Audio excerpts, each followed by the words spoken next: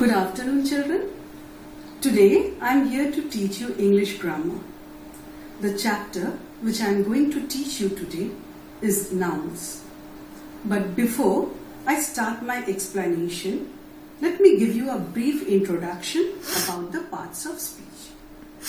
Children, let me make your learning a little easy. Now tell me first, how many of you have a bicycle at home? Well, I think almost all of you have one. Now tell me, which parts of the bicycle help it to run smoothly? Of course, the wheels. The wheels help the bicycle to run smoothly on the road. Similarly, when we learn a language, we need to know about a wheel. A wheel which will help us to speak fluently, write errorlessly, and communicate flawlessly. And children, I have named this wheel as parts of speech.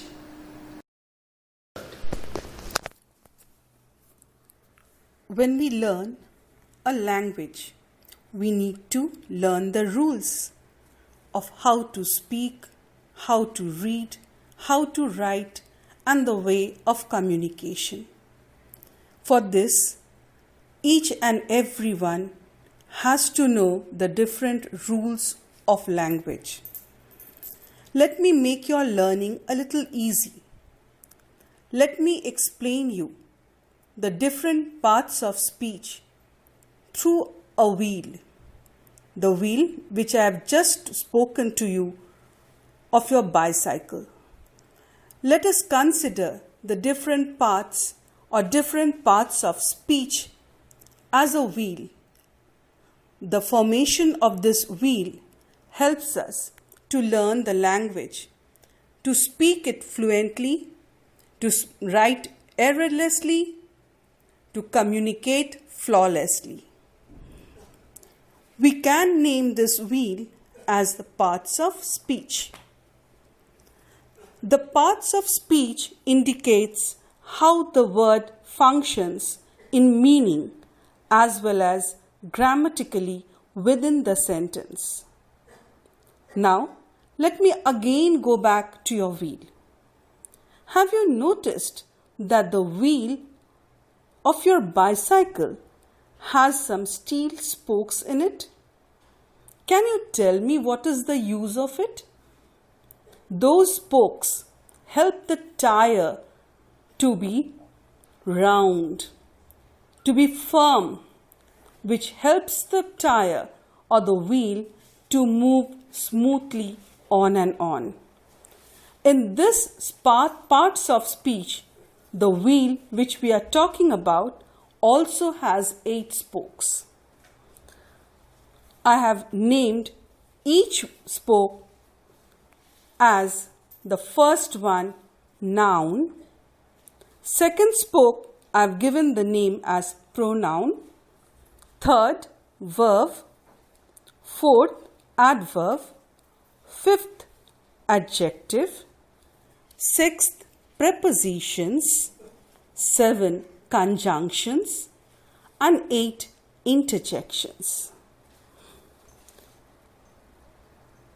If you grasp all these parts of speech, if you understand each and every parts of speech properly, learn to use them in your sentences while you speak, while you communicate, you will find that you are speaking, you are communicating, you are using the language flawlessly. Let me now first describe the first spoke or the first very important part of speech, that is noun. A noun is a word that is used to name people, places, animals, and things. In short, you can call noun as a naming word. Let me take the example. For people, boy, girl, father, mother, brother, sister, etc. For places, name of a country, India, America, Australia. Name of a town, Dhanbad, Bokaro, Delhi. Name of any other places like school, playground, basketball ground. Now let us take the example of animals. Dog, cat, cow, goat, birds, hen, duck, sparrow, parrots, etc. Let us take the name of a few things. Dice, helicopter, your school book, laptop, mobile, etc. All these names are called as nouns.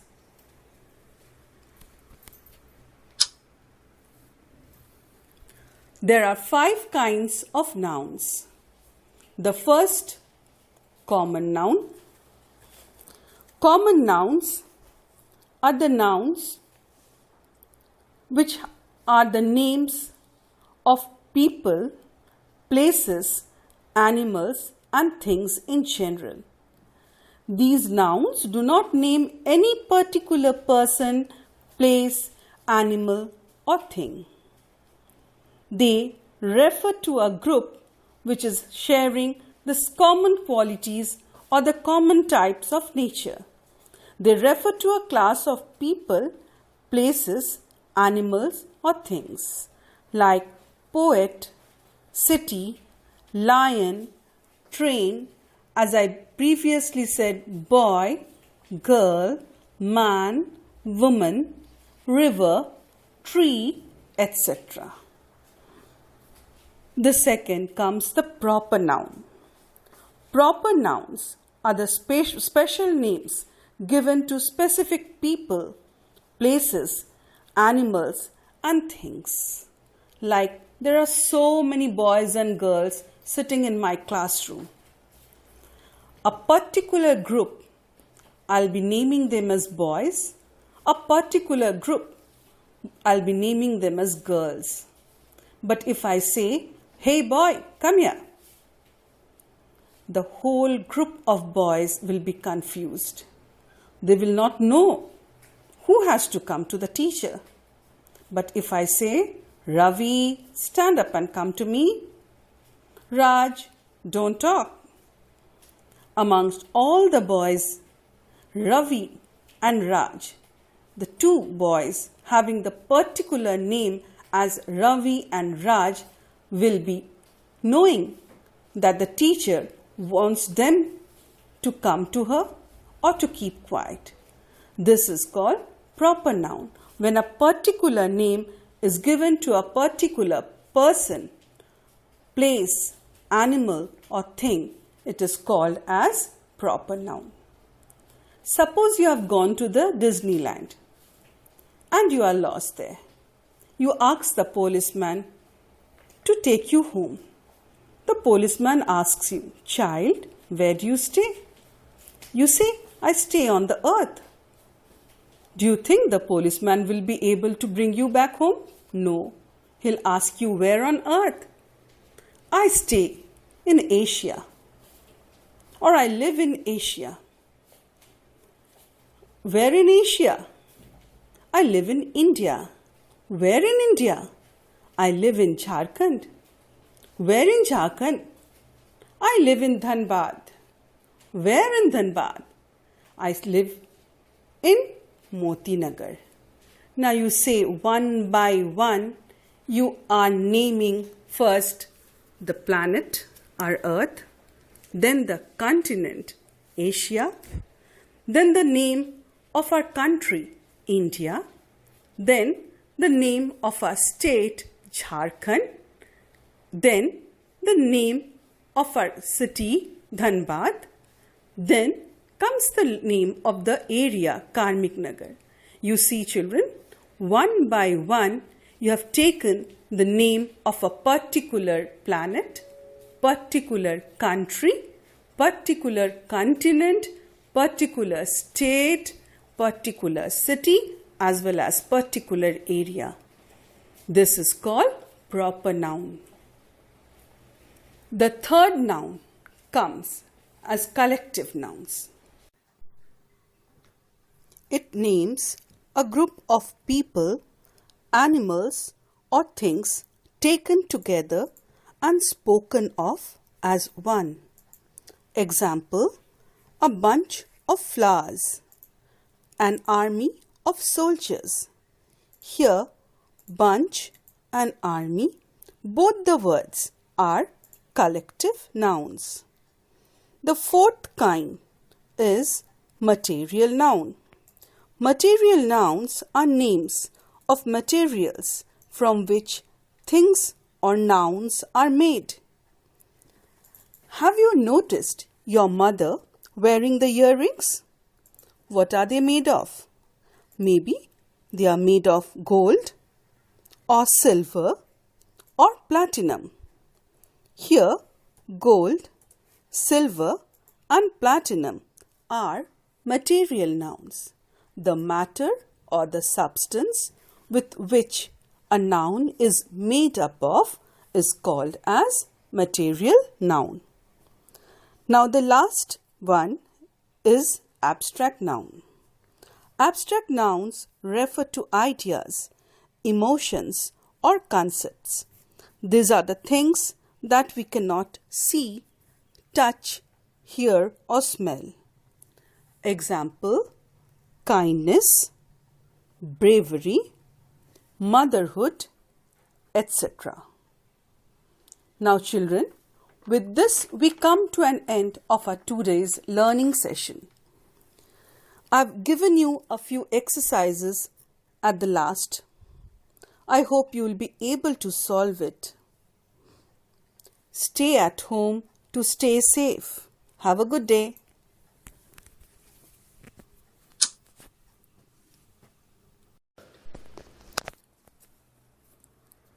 When we learn a language, we need to learn the rules.